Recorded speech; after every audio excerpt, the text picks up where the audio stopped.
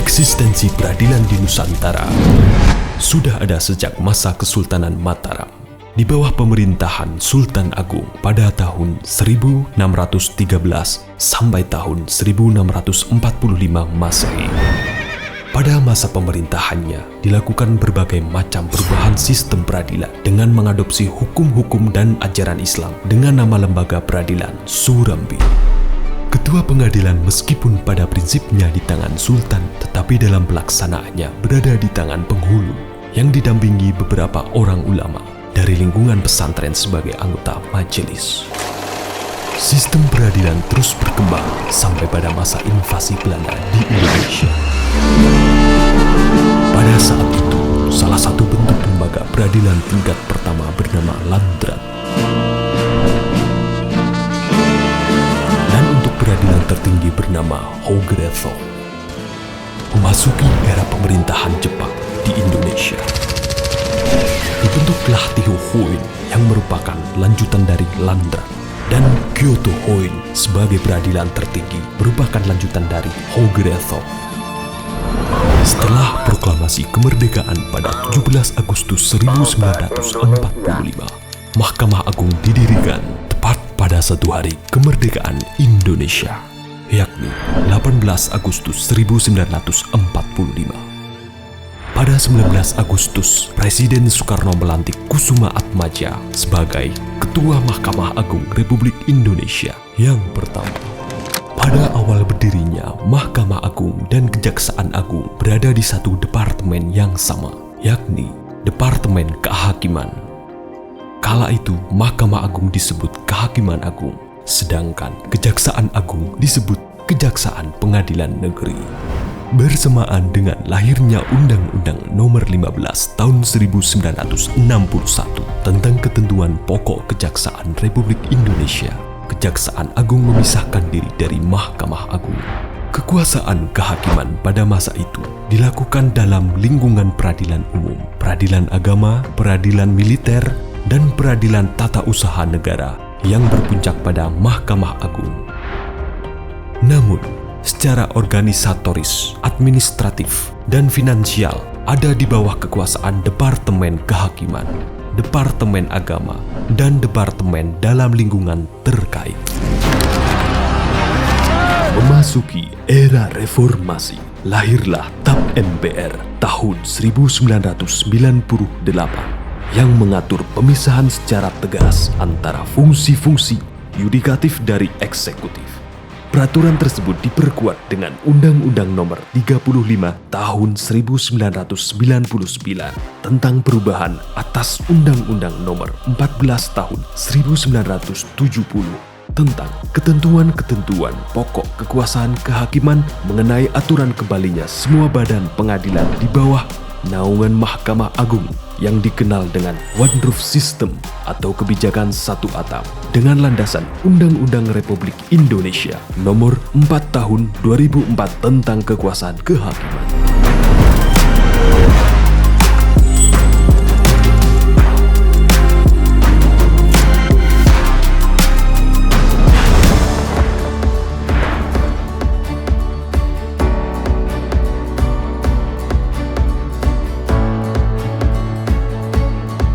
Mahkamah Agung sebagai lembaga peradilan tertinggi di Indonesia memiliki visi terwujudnya Badan Peradilan Indonesia yang agung.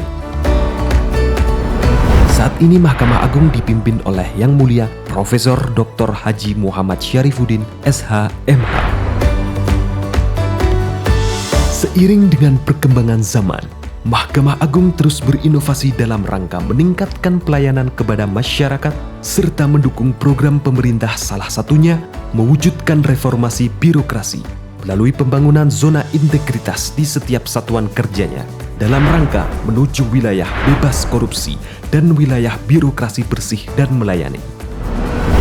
Beberapa inovasi yang telah diciptakan Mahkamah Agung yaitu e-court adalah layanan khusus bagi pengguna terdaftar dengan fasilitas berupa pendaftaran perkara secara daring, mengetahui taksiran biaya perkara dan pembayaran daring, pemanggilan yang dilakukan dengan saluran elektronik, serta persidangan daring.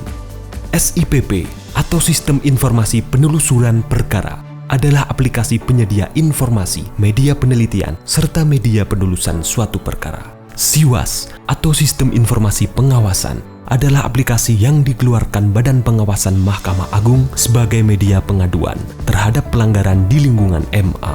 PTSP atau Pelayanan Terpadu Satu Pintu adalah suatu layanan terintegrasi yang secara daring memfasilitasi masyarakat dalam satu kesatuan proses pengadilan. Era Terang atau Elektronik Surat Keterangan adalah sebuah aplikasi yang berguna untuk memberikan pelayanan kepada masyarakat berupa permohonan surat keterangan secara daring yang berlaku di semua pengadilan di Indonesia.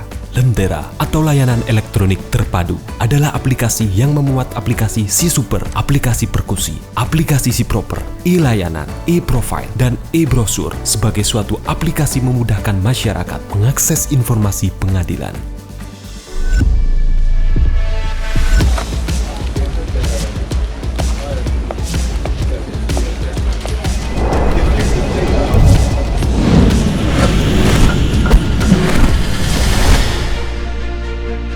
Pengadilan Negeri Banjarnegara adalah salah satu lembaga peradilan di bawah Mahkamah Agung. Pada tahun 2022 berdasarkan SK KMA nomor 778 SEK SK 7 2022, Pengadilan Negeri Banjarnegara menjadi Pengadilan Negeri Kelas 1B. Secara administratif, wilayah hukum di bawah naungan Pengadilan Negeri Banjarnegara meliputi 20 kecamatan, 266 desa, dan 12 kelurahan. Pengadilan Negeri Banjarnegara sebagai satuan kerja di bawah Mahkamah Agung telah memperoleh predikat wilayah bebas korupsi (WBK), dan hal ini merupakan wujud bukti nyata bahwa Pengadilan Negeri Banjarnegara mendukung program reformasi birokrasi. Pengadilan Negeri Banjarnegara untuk menuju peradilan modern telah mengembangkan inovasi layanan, yakni inovasi berbasis teknologi informasi dan non-teknologi informasi. Layanan berbasis teknologi informasi diantaranya adalah Jawara, jaringan aplikasi WhatsApp Banjarnegara yang memberikan fasilitas dan informasi melalui WhatsApp dengan berbagai fitur. SiAbang, aplikasi penyedia barang, adalah layanan yang diberikan Pengadilan Negeri Banjarnegara dalam rangka memberikan informasi terkait transparansi pengelolaan biaya dan persediaan barang. SiPinter, aplikasi pidana terintegrasi, adalah inovasi baru dari perwujudan Integrated Criminal Justice. Kembang Desa, Kemitraan Membangun Desa, merupakan inovasi Pengadilan Tinggi Semarang bersama 35 pengadilan negeri di Jawa Tengah, berfungsi untuk memberikan kemudahan dan informasi terhadap layanan di seluruh pengadilan negeri di Jawa Tengah yang dapat diakses secara individu maupun melalui kantor desa atau kelurahan. Dex Layanan Mandiri, sebuah inovasi yang diberikan untuk memudahkan masyarakat membuat surat permohonan gugatan secara mandiri tanpa pungutan biaya. Aplikasi Antrian PTSP, aplikasi yang memudahkan pelayanan untuk masyarakat. Digital Signage atau media display yang digunakan untuk memberikan informasi kepada masyarakat. Inovasi non-teknologi informasi diantaranya adalah Silado, sistem layanan drive-on, adalah sebuah inovasi layanan human-to-human atau bentuk layanan langsung kepada masyarakat dengan menggunakan mobil layanan yang tersedia di setiap kantor kecamatan sekabupaten Banjarnegara. Gendurasa adalah ruang ngobrol santai untuk membahas seputar kedinasan.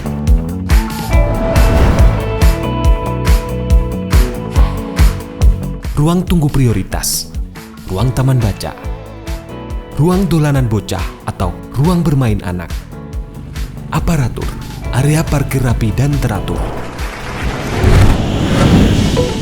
Dalam mengusahakan pelayanan yang terbaik kepada masyarakat, Pengadilan Negeri Banjarnegara terus-menerus berinovasi dan mengembangkan sarana prasarana demi terciptanya layanan yang terbaik bagi masyarakat dengan mengutamakan kenyamanan, keamanan, dan kesetaraan. Sarana prasarana yang lengkap juga memudahkan para stakeholder Pengadilan Negeri Banjarnegara dalam menjalankan tugasnya.